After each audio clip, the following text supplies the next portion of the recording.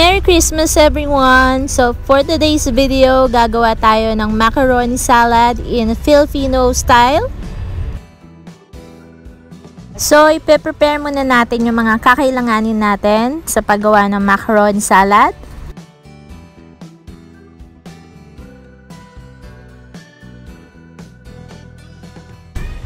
Okay, unang step, magpapakulo tayo ng chicken. So eto na yon. So dito, naglagay ako ng sibuyas, black pepper, and salt. And also, yung macaroni na gagamitin natin na pang salad, kailangan din natin siyang i-boil. We also need to fry the spam. So dito, ang ginamit ko ay spam. Pero kung may ham kayo, pwede rin ninyong gamitin ng ham.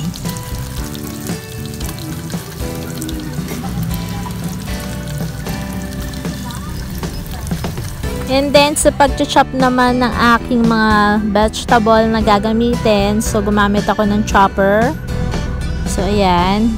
Chinop ko yung celery, pati yung carrot, yung onion, and then yung pineapple.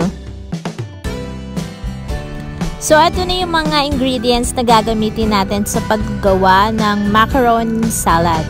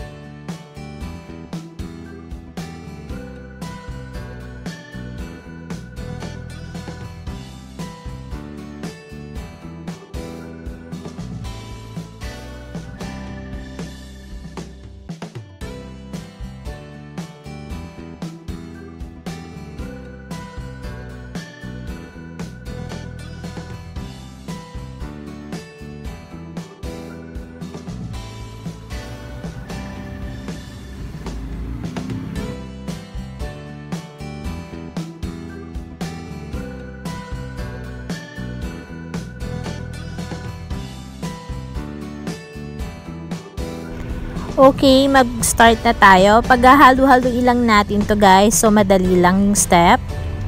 So, una, nilagay ko yung chicken.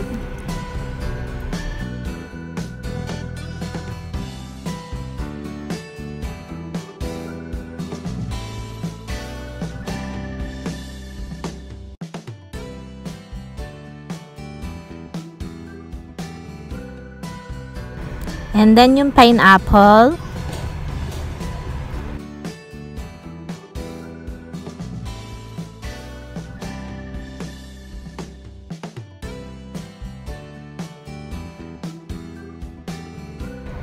Sunod ko naman nilagay ay yung spam na pinride na natin siya kanina.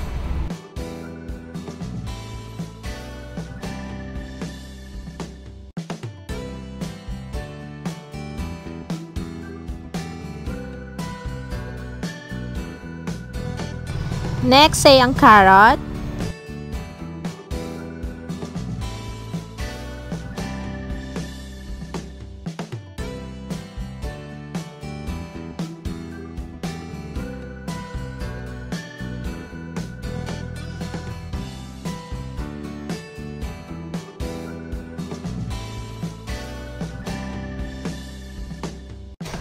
Sunod naman ay ang onion.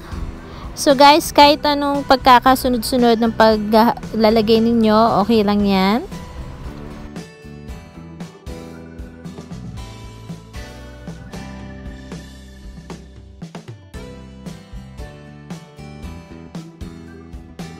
Next kong nilagay ay ang celery.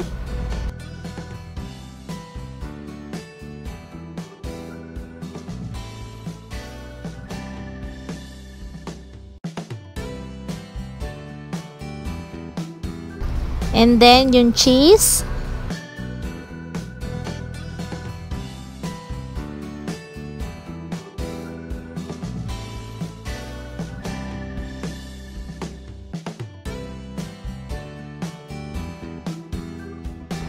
And then, ilagay naman natin yung asukal.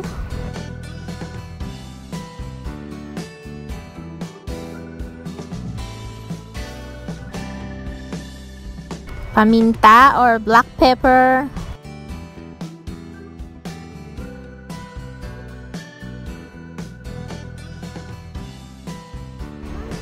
And then yung salt.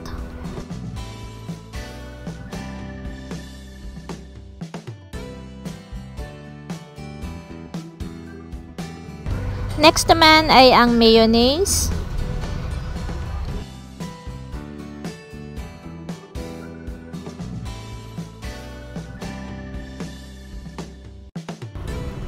And then, syempre, ilagay na rin natin yung all-purpose cream. Kapag nailagay na natin lahat ng mga ingredients, ngayon naman, pwede na natin siyang haluin para magsama-sama yung lasa ng mga ingredients na nilagay natin.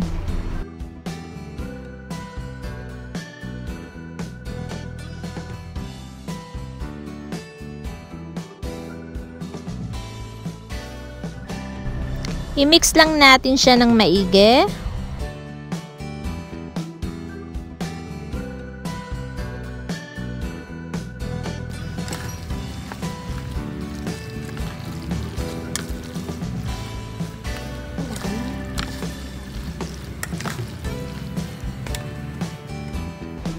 And then now, pwede na natin siya tikman.